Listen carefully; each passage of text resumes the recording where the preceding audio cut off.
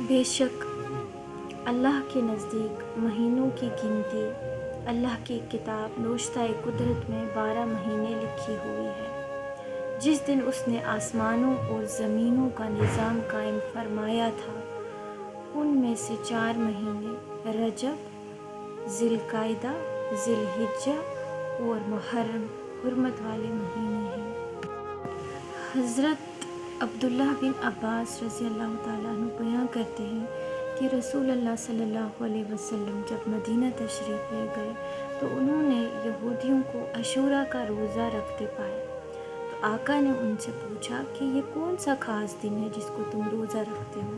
تو انہوں نے کہا کہ یہ دن بہت عظیم ہے، کیونکہ اس دن میں اللہ تعالیٰ نے حضرت موسیٰ علیہ السلام اور ان کی قوم کو جو ہے وہ نجات بخشی تھی، جبکہ فرعون اور اس کی قوم کو غرق کر دیا تھا۔ تو حضرت موسیٰ علیہ السلام نے شکرانے کے طور پر اس دن روزہ رکھا، اسی لیے ہم بھی روزہ رکھتے ہیں۔ تو پیارے آقا صلی اللہ علیہ وسلم نے فرمایا کہ تمہاری نسبت ہماری جو حضرت موسیٰ علیہ السلام کے ساتھ ہم زیادہ قریب اور حقدار ہیں۔ تو آقا صلی اللہ علیہ وسلم نے بھی روزہ رکھا اس دن، اور آقا نے صحابہ کو بھی فرمایا روزہ رکھنے کے لیے۔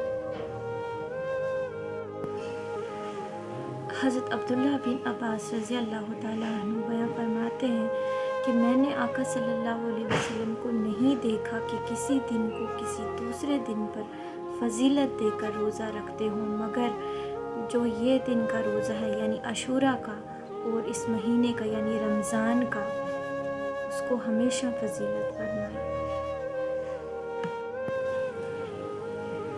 ایک روایت میں آتا ہے کہ حضرت حفصہ رضی اللہ تعالیٰ عنہا فرماتی ہیں کہ رسول اللہ صلی اللہ علیہ وسلم ان 4 اعمال کو کبھی ترک نہیں کرتے تھے۔